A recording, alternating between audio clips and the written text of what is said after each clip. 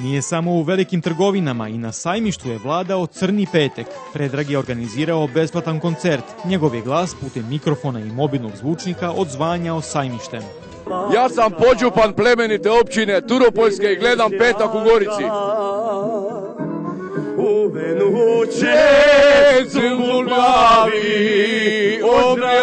Od ljubavi. Opa, pa kaže.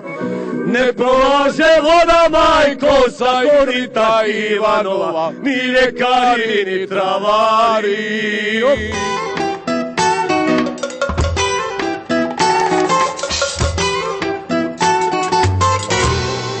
Pozdrav petak na Gorice! Pozdrav petak na Gorice!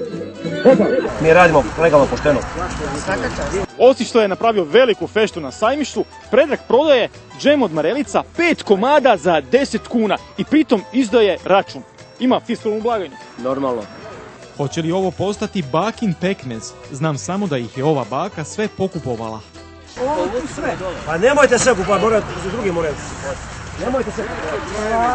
Pekmezima je baka napunila 4 vreće i jedva ih odnijela. A što će reći unuci? Ono što sigurno znamo, zadovoljna je baka, a zadovoljan je i prodavač. Gospodine, po 3 kune se kupuje, a po 2 se prodaje. A na kraju godine, kad se otkucam, tražim povrat PDV-a. Čekajte račun! Gospođo, niste račun uzeli? Račun? Ne uzimam nikad račun. A što ste kupili? Evo, džem od marelice. Imate povjerenje u gospodina? Imam, zašto ne? Čovjek pjevat, zabavan je. I kupujete od njega pekmez od marelice? Ne. A ko to proizvodi, ja znate? Pa ne znam. Kupci bez novci. U petkom na Gorice. A evo i kakvu metodu privlačenja kupaca koristi naš prodavač. Gospođice! Vodite! Koji želite da? Morate kupce, vatati za rukav, drugačije neće kupovati. Cijenjeni kupci, izvolite, prodajemo, ništa ne valja, a sve ide. Kupila sam za unučad torbu, torbe 2. I to prave. On ima pravu robu, samo kad dođe. Da. I ovo isto. Sami uzmite, ovo je vaše. Može jedan pregled? Stvarno, originalno sve piše. Vrijeme. Pa on inače daje račun i uzmite jedan žvakaće oglašenk. Znači, gratis žvakaće? Tako je. Gratis to nema nigdje, stvarno. Nema. Samo petek na Gorice. Samo kod njega. Tako je. Dobre ponude na crni petek se nastavljaju i dalje. Petar za malo kuna nudi umjetničku sliku, staru gotovo 3 stoljeća. Ovo dijelo je iz 18. stoljeća, točnije iz 1736. godine. I prodavač ju prodaje za samo 200 kuna. Možete li vjerovati koju ona zapravo pravu vrijednost ima?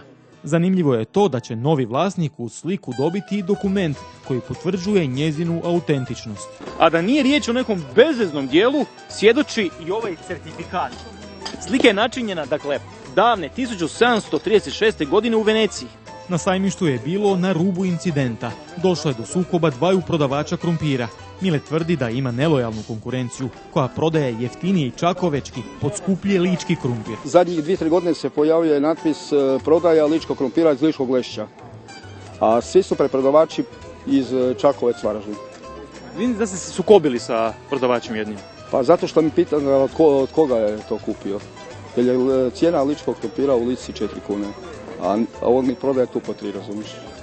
On meni nije konkurencija, ja svoj krumpir sam već sav prodao, razumiješ? Kakav imate krumpir? Lički. Lički, tako. I kako se zna da je vaš lički, da njegov nije? Ne? Pa probaj da ste vidjeli.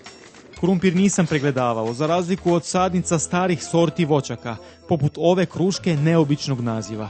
Ovo je kruška tikvica. Matija je produžio vijek sa 35 godina na čak 200 godina.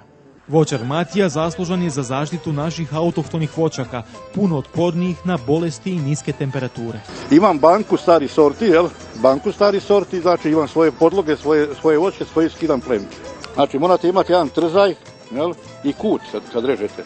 I mora biti kompatibilno ovo, znači podudarna debljina mora biti donekle, Isto tako u trzaju morate napraviti ovo. Na prvoj trećini se zareže ovako i na ovoj prvoj trećini se zareže. Sad vam donesu krep trakovanu. I spojite, znači morate gore imati 3 pupa i ovo je taj dio, recimo kad se zacijepi, znači ovo je podloga koja je u zemlji, ovo je gore ovaj. Uzmete traku krep, znači i čvrsto se treba ovaj dio stegnuti ovako, znači, i to, znači, dolazi vosak kalemarski i to vam je buduća jabuka. Uglavnom, dakle, kakva je ovo grana, a kakva je ovo?